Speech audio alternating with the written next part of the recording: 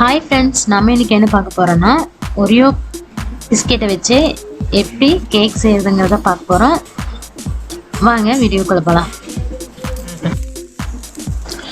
நான் இன்றைக்கி 3 packet Oreo biscuit எடுத்து வச்சுருக்கேன். இதில் 15 பிஸ்கெட் இருக்கும். இப்போது இந்த பிஸ்கெட்டில் இருக்கிற க்ரீமெல்லாம் ரிமூவ் பண்ணிடலாம். ரிமூவ் பண்ணிவிட்டு அதை ஒரு பவுலில் எடுத்து வச்சுக்கோங்க.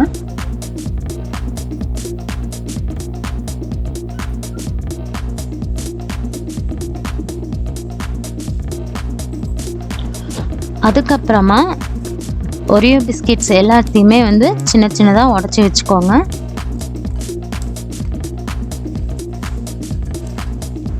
பாருங்க, இது மாதிரி. அதில் 1/2 கப் அளவு பால் சேர்த்துக்கோங்க.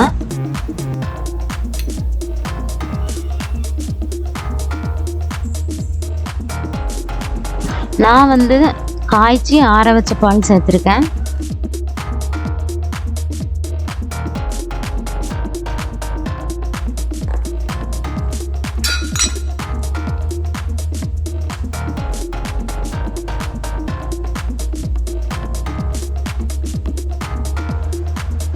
இது கூடவே ஒரு ஈனோ பாக்கெட் ஒன்று சேர்த்துக்கோங்க. சப்போஸ் உங்ககிட்ட ஈனோ இல்லைன்னா 1 டீஸ்பூன் பேக்கிங் பவுடர் கூட ஆட் பண்ணிக்கலாம். சேர்த்துட்டு ஒரு விஸ்கை வச்சு நல்லா கலந்து விட்டுருங்க.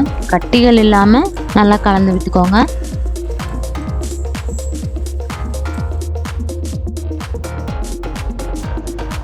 இப்போ பாருங்கள், இந்த கன்சிஸ்டன்சியில் தான் இருக்கணும். இதுதான் கரெக்டான கன்சிஸ்டன்சி.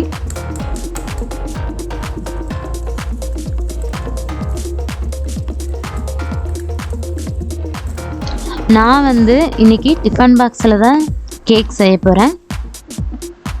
இது மாதிரி ஒரு டிஃபன் பாக்ஸ் எடுத்துக்கோங்க. உங்ககிட்ட மோல்டு இருந்தால் கூட எடுத்துக்கோங்க. இப்போது டிஃபன் பாக்ஸில் ஒரு 1/2 டீஸ்பூன் நெய் சேர்த்து எல்லா பக்கம் ஏகமாக ஸ்ப்ரெட் ஆகிற மாதிரி கையை வச்சு ஸ்ப்ரெட் பண்ணி விட்டுருங்க. இதில் இப்போது பட்டர் ஷீட் வச்சுக்கலாம்.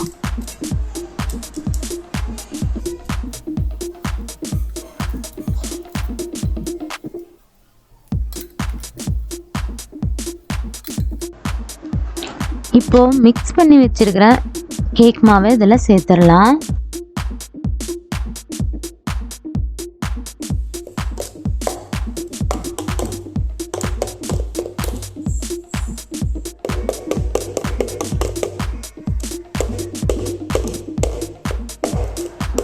சேர்த்துட்டு நல்லா டேப் பண்ணி விட்டுருங்க. அப்போ தான் ஏர் பபிள்ஸ் எல்லாம் வெளியில் வரும்.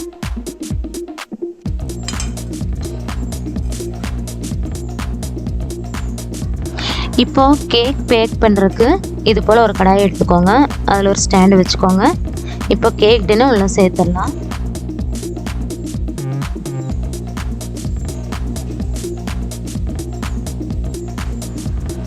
இது இப்போது லிட்டு போட்டு க்ளோஸ் பண்ணிவிட்டு ஒரு 30லேருந்து 40 நிமிஷம் வரைக்கும் அப்படியே பேக் ஆகட்டும். இதை சிம்லேயே வச்சுருங்க.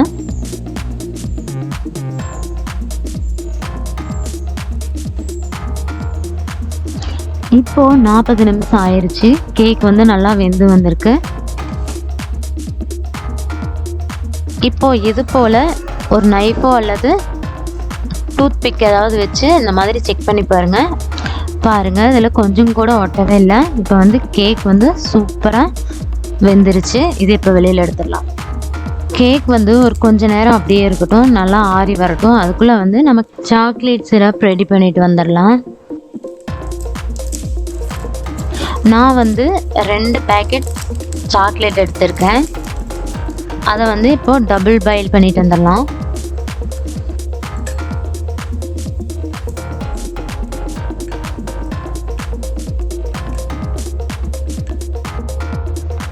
அதை சின்ன சின்னதாக உடைச்சிட்டு அதை டபுள் பாயில் பண்ணிட்டு வந்துடலாம்.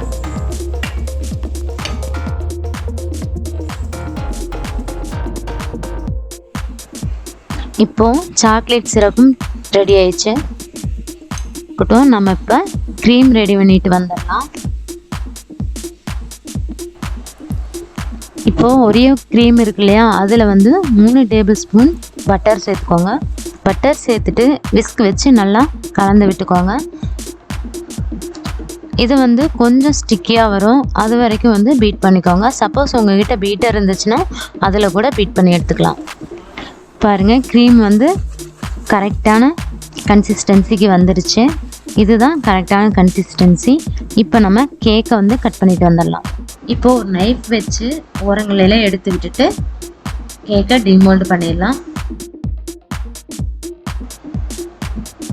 இப்போது பட்டர் பேப்பரை வந்து ரிமூவ் பண்ணிவிட்டு கேக்கை கட் பண்ணிக்கலாம். இப்போ பாருங்கள், நம்மளோட கேக் வந்து எவ்வளோ சூப்பராக ரெடி ஆகிடுச்சுன்னா ரொம்பவே சாஃப்டாக இருக்குது. இதை இப்போது டபுள் லேயராக கட் பண்ணி எடுத்துக்கலாம். பாருங்கள், இப்போ 2 லேயராக கட் பண்ணி எடுத்தாச்சு. இப்போது ஃபர்ஸ்ட் லேயருக்கு க்ரீம் அப்ளை பண்ணிக்கலாம். அப்ளை பண்ணிவிட்டு அப்படியே ஃபர்ஸ்ட் லேயர் மேலே வச்சிடலாம்.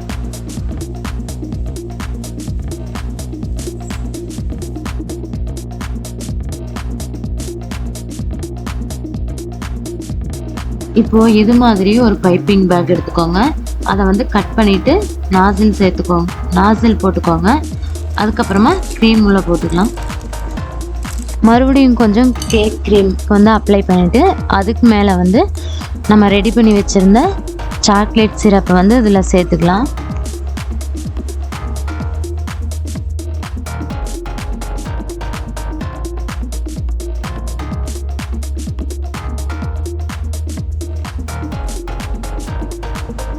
இப்போ க்ரீமை வச்சு அழகா டெக்கரேட் பண்ணி விட்டுக்கலாம்.